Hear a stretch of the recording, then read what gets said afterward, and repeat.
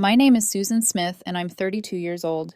If loyalty were a person, I think it would look a lot like me, quiet, steady, and maybe a little naive. I used to believe that showing up for someone every single day was the purest form of love. I was wrong. I met Nelson 5 years ago at a friend's barbecue, the kind of lazy summer afternoon where everything smells like grilled corn and sunscreen. He was standing by the cooler laughing too loudly at his own joke. I remember thinking he looked like the type who'd never known silence. I was drawn to him instantly. Back then, I worked as a systems engineer at a mid-sized firm downtown. Long hours, lots of screens, very little excitement. Nelson, on the other hand, was a freelance graphic designer with an overflowing sketchbook and a dream of opening his own studio. Where I saw risk, he saw potential. That contrast, my stability against his chaos, felt intoxicating. From the beginning, I wanted to be his calm. He used to say I was the anchor he didn't know he needed, and I believed him. When his design agency folded during a market downturn, I covered the rent on our tiny apartment without a second thought. I paid for his online courses, introduced him to contacts from my office, even helped him pitch clients over takeout dinners that blurred into midnight. There were nights when I'd come home exhausted from debugging code all day, only to sit beside him and proofread proposals while he sketched logo drafts on napkins. He'd look up, grin, that crooked grin, and say, "What would I do without you, Elle?" I didn't correct him. I thought love meant being useful. When my company offered me a promotion that required relocation to Seattle, I turned it down. Nelson had just landed his first big client, and I didn't want to disrupt his momentum. "We're a team," I told him. He kissed my forehead and whispered, "You're my whole foundation." I took that as proof I'd done the right thing. But even then, small things started to shift. It began with his phone, how he'd tilt it slightly away when messages came in. Then the sudden interest in industry mixers that lasted late into the night. When I'd ask how they went, he'd smile absently. "Networking's everything, babe. You'd be bored." I tried not to overthink it. Nelson was naturally social, and I was not. So I busied myself with work, made plans for our future, started saving for a down payment. Even researched neighborhoods where we might buy our first home. One evening, as we were cooking together, he said out of nowhere, "You ever feel like life's too safe?" I laughed softly. "Safe sounds like a good thing." He shrugged, flipping a piece of chicken in the pan. "Yeah, but sometimes I want more. Something new, exciting." Something about the way he said it lodged itself in my chest. After dinner, he disappeared into his studio room to finish some concepts. I sat alone on the couch, half listening to the faint hum of his playlist through the door. It used to be comforting, the sound of his creativity. That night, it felt like distance. Over the next few weeks, he became increasingly restless. Our evenings turned into parallel routines, he in his corner, headphones on me, pretending not to notice the detachment. One Sunday morning, as I made coffee, I asked, "Hey, want to go hiking next weekend? We haven't done anything outdoors in forever." He didn't even look up from his phone. "Can't. There's this art event Maya invited me to." "Maya?" He smirked, finally glancing up. "Just a creative director I met through a client. She's helping me expand my circle." "Right," I said. "Expanding." He caught the tone, but ignored it. "You should be happy for me, Elle. You always say you want me to grow." I forced a smile. Of course. Always. But the coffee that morning tasted like metal. That night, I lay awake, listening to the rain tapping against the window. I tried to convince myself I was imagining things, that Nelson was just chasing his professional dreams and nothing more. Still, the unease clung to me, heavy and shapeless. I didn't know it yet, but the foundation I thought I'd built so carefully was already starting to crack, and the person I trusted most was holding the hammer. The night everything changed was one of those evenings that look cozy from the outside but feel hollow when you're living inside them. Rain against the windows, a candle flickering on the counter, pasta bubbling on the stove. I'd made Nelson's favorite creamy mushroom linguine with white wine and garlic. A peace offering, though I couldn't say what war I was trying to end. He came home later than usual, smelling faintly of perfume that wasn't mine, something floral, expensive, and new. "Long day?" I asked, stirring the sauce to hide my unease. "Yeah," he said, setting his phone face down on the table. "You wouldn't believe how exhausting networking is." I smiled weakly. placed his plate in front of him, and waited for the sound of forks against porcelain to fill the silence. Instead, he leaned back, eyes steady on mine, measured, rehearsed. My stomach tightened. "Susan," he began, voice, "even we need to talk about us." I hate those words. They never mean good things. He set down his fork, clasped his hands together like he was about to present a proposal. "I've been doing a lot of thinking about where we're going, about life, and I think we should open our relationship." I froze mid-breath. Open. As in... He smiled gently, as if softening the blow. As in, we give each other space to explore other connections. Nothing sneaky, no lies, just freedom. The room tilted slightly. I stared at him, waiting for the punchline. Then came the twist. "It would be one-sided for now. I know you. You're too loyal to want anyone else. That's part of what I love about you. Too loyal." The words sliced through me like thin glass. "So you want to see other people," I said carefully, while I, what? Wait at home and keep things running. He tilted his head, considering. "That sounds harsh when you say it like that. Think of it as balance. You're grounded. I'm restless. This might even make us stronger." I laughed, short and humorless. Stronger. That's one way to define breaking trust. "Susan, come on," he said, leaning forward, tone dripping with false patience. "This isn't about betrayal. It's about growth. You've always been too safe." Maya says. "Maya," I interrupted, my voice sharper than intended. "Right. The creative director." He didn't flinch. "Yeah. She's been helping me see things differently. She makes me feel alive. You'd like her if you met her." That was when I understood.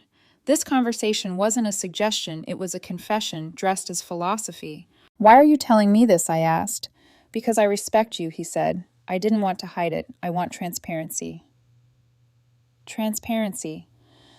I repeated, my voice flat. "So you can go sleep with someone else and still feel honest." He sighed like I was missing the point. "You're making this sound ugly. I thought you'd understand. You're not like other women. You're rational, mature. You'll see that this is fair." Fair. My pulse thudded in my ears. For a long moment, I just sat there watching the candlelight tremble between us. The smell of garlic had turned acrid. My mind was a storm of memories, late nights, canceled promotions, quiet sacrifices, all the ways I'd built his comfort at the expense of my own. And then something inside me snapped into place. Not anger, not heartbreak, just clarity. If he was going to use my loyalty against me, I'd make it my weapon. I set my fork down, slowly looked him dead in the eye, and said, "Fair enough." He blinked, surprised by how calm I sounded. "That's it," I smiled faintly. "You're right, Nelson. You should do what you need to do." For a second, confusion clouded his face. He was expecting tears, a fight, something to reassure him he still mattered. But I gave him nothing, just silence. He chuckled nervously. "You're taking this well." "Why wouldn't I said, standing to clear the plates. "You've made up your mind." He reached for my hand, relief flashing across his eyes. "See, this is why you're perfect, Elle. You get it. Most women would lose it. Most women," I said softly, "would know better." That night he fell asleep easily, phone buzzing, quietly on the nightstand. I lay beside him, staring at the ceiling, counting the seconds between raindrops. I didn't cry. I didn't even move. I just let the silence swallow me whole. In the dark, I whispered the phrase again, tasting its bitter calm. Fair enough. It was the first time those words didn't mean surrender. It meant I was already gone. After that night, I stopped trying to understand Nelson. He'd built his own world, a small, glittering sphere of parties, rooftop drinks, and creative connections. I became the quiet figure in the background, the one who made sure the bills were paid and the Wi-Fi stayed connected so he could post photos of his new adventures. He thought my silence was permission. In truth, it was preparation. Weeks passed. He started coming home later, smelling like citrus and smoke. He'd talk about Maya casually, like she was an idea rather than a person. "She challenges me," he'd say, pouring wine without offering me a glass. "She says I've been living too comfortably." Then he'd glance at me with something like pity. "You wouldn't get it, Susan. You like structure." He wasn't wrong. I did like structure. It made it easy to dismantle things quietly. I began planning the exit he never imagined I was capable of. During the day, I worked as usual, stable, dependable, invisible. At night, I went through every shared account, every subscription, every lease document. I made neat folders labeled essential and unnecessary. I set up mail forwarding to my friend's address in Portland. I spoke to HR about a temporary relocation request. When I packed, it wasn't in a rush, it was clinical. Passport, laptop, my grandmother's bracelet, everything else, the joint furniture, the decor I'd chosen, the matching mugs that read his and hers, I left untouched. They belonged to the version of me who believed he was my forever. One evening, as he scrolled through his phone, laughing at a message, I looked at him properly for the first time in weeks. He seemed smaller somehow, not physically, just reduced. Like the more he tried to look free, the more transparent he became. Heading to Maya's tonight, I asked my tone neutral. He smirked. Networking dinner. You know how it is. Of course, I said. Wouldn't want to hold you back. He didn't hear the weight behind the words. The night before I left, I made him dinner one last time. Not out of love, but ritual, the closing act of a play that had run too long. He barely noticed when I sat across from him eating in silence. He was too busy texting his thumb, flicking across the screen like a nervous tick. When he left the table, muttering something about catching up later, I washed the dishes slowly, methodically. I wanted the memory to be ordinary. No fights, no shouting, no tears, just the sound of water and plates, the hum of the refrigerator, the faint laughter from his phone in the next room. At midnight, while he slept, I logged into our shared account. I transferred half the savings to his name, not out of kindness, but closure. He'd always claimed fairness mattered. So I gave him fair. Then I canceled the streaming subscriptions, unsubscribed from grocery deliveries, and removed my name from the lease. By the time the sun began to rise, the only trace of me left in that apartment was the faint scent of lavender from the pillow. I placed my keys on the kitchen counter. On top of them, a note with 2 words, fair enough. At dawn, I wheeled my suitcase down the hall, each step strangely light. The world outside smelled of rain and asphalt, clean, sharp, new. The cab driver looked at me through the rearview mirror. Airport, yes, I said. One way. As the city blurred past the window, I realized I wasn't running away. I was simply walking out of a story that no longer deserved me. And for the first time in a long time, the silence didn't hurt. It felt like freedom. The first thing I noticed after leaving was the sound, or rather the absence of it. No clinking of Nelson's empty bottles on the counter, no low music bleeding from his studio, just the hum of the ocean outside my temporary apartment and the whisper of wind through an open window. I'd taken a short-term lease in Astoria, a coastal town a few states north where I'd once vacationed during college. My friend Nadia, a quiet soul who lived off freelance writing and herbal tea, offered me her spare room until I found my footing. Stay as long as you need, she said, handing me a mug of chamomile. You look like you've been holding your breath for years. She wasn't wrong. The first week felt surreal. I still woke up expecting to hear Nelson's alarm to see his shoes by the door, but the only footsteps were my own. The air was lighter, freer. For the first time in years, I wasn't somebody's emotional caretaker. I was just me. I worked remotely for my company, setting up my laptop by the window overlooking the bay. I hiked the cliffs in the mornings, wrote in my journal at night, and slowly the ache began to dull.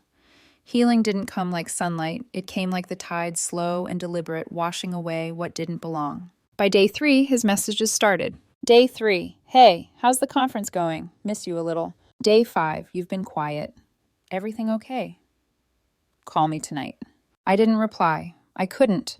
Each message felt like someone knocking on a door I'd already bricked shut. A week later, the tone shifted. Day 10, I don't understand what's happening. You said fair enough, remember I thought we were okay. It made me laugh, a dry, humorless sound. Okay. He still thought it was an arrangement, that my leaving was part of some temporary experiment in freedom. By the second week, friends began reaching out. Not mine, his. Tom, an old mutual from his art circle, messaged me on Instagram. Hey, just a heads up, Nelson's been a wreck. Maya ditched him. Heard she hooked up with one of their clients and left him humiliated at some party. I read it once, maybe twice, then closed the app. There was no satisfaction in knowing he was suffering. Just confirmation that the storm had finally turned on the one who created it. His next message came late one night. Susan, please, I made a mistake. Maya's not who I thought she was. You were always there for me. I miss you. I didn't even open it fully, just deleted the notification and went back to reading. Each ignored message felt less like revenge and more like rebirth. Silence was my new language, and it spoke louder than any apology ever could. By the end of the month, he was unraveling. He called from blocked numbers, emailed me through our old shared calendar invites, even asked Caleb, his younger brother, to reach out. Caleb's message was short and sharp. "He's miserable, Susan. He says you ghosted him. That's cruel. At least talk to him once." I stared at the words for a long moment before typing my response. "Cruelty is staying somewhere you're unloved." Then I hit send, blocked the number, and went to bed. Each morning, I woke lighter. I stopped checking my phone compulsively. I started sleeping through the night. Nadia and I would sit on her porch after dinner, watching gulls trace lazy arcs over the sea. One night she asked, "Do you think he'll stop?" I smiled faintly. "When there's no echo left." She tilted her head. "And if he doesn't, then he'll just be talking to himself," I said. And with that, I realized something: I didn't need closure from him. The silence was the closure. The version of me that once needed his validation had been replaced by someone stronger, quieter, and far more dangerous to the kind of man who thrived on control. Freedom didn't look like a plane ticket or a new city. It looked like peace, still vast and deafening to anyone who'd mistaken my silence for weakness. It had been nearly 3 months since I left when the world finally tested my resolve. I'd started to rebuild something resembling a life, a rhythm. Mornings filled with salt air and tea afternoons, spent coding for clients who didn't know my history, evenings writing small reflections that would never be published. I'd even started smiling at strangers again. Then came Caleb's call. I almost didn't answer, but his name flashed on my screen, familiar and unwanted. Against my better judgment, I picked up. "Susan," he said, skipping any greeting. His tone carried that particular brand of family righteousness that always assumes the man's version of events must be the truth. "You've made your point. He's been drinking, barely sleeping. You could at least talk to him once." I stared out at the gray sea through the window. "Caleb, I made peace with this months ago. He made a mistake, okay? He knows that now. Good. Then he can learn from it," I said, my voice even. "You're seriously just going to leave him hanging, Caleb," I said softly. "Nelson didn't hang. He jumped. I just stepped aside." He went silent. I ended the call before he found a way to make me second-guess myself. A week later, the inevitable happened. A mutual friend invited me to a birthday party at a small restaurant downtown. I almost didn't go, but Nadia nudged me out of the house. "You've been hiding," she said. "You deserve a night where no one knows your story." But fate has a way of sitting uninvited at the same table. Nelson was there. I saw him the moment I walked in, thinner, paler eyes, rimmed red, like he hadn't slept properly in weeks. He looked like a ghost wearing my memories. For a heartbeat, I felt something flicker, not love, but recognition. He spotted me and froze mid-conversation. He approached, glass of whiskey trembling slightly in his hand. "Susan," he breathed, as though saying my name might break a curse. "Nelson." My voice came out steadier than I expected.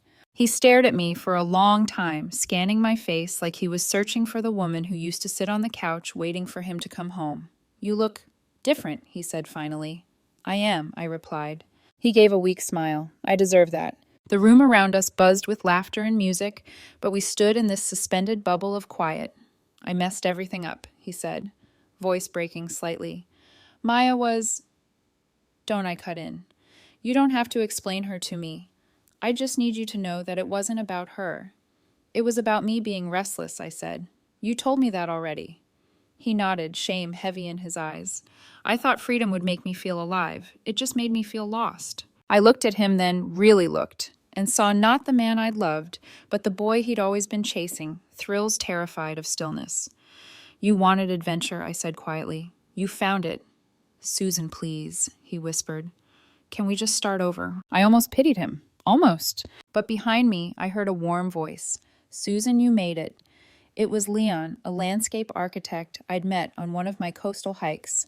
Kind eyes, slow to speak, the opposite of everything Nelson had been. He walked over and greeted me with an easy smile, his hand brushing mine, small, natural, real. Nelson's expression shifted instantly, the color draining from his face. "You're with him?" he asked. "Yes," I said simply. "He doesn't need to open anything to know what he wants." For a moment, Nelson looked like he might cry. Then his features hardened, pride pulling at the edges. "So that's it. You just erase people." I met his gaze. "No, Nelson. I just stopped keeping space for the ones who never earned it." He swallowed, nodding faintly, eyes wet. "You'll regret this."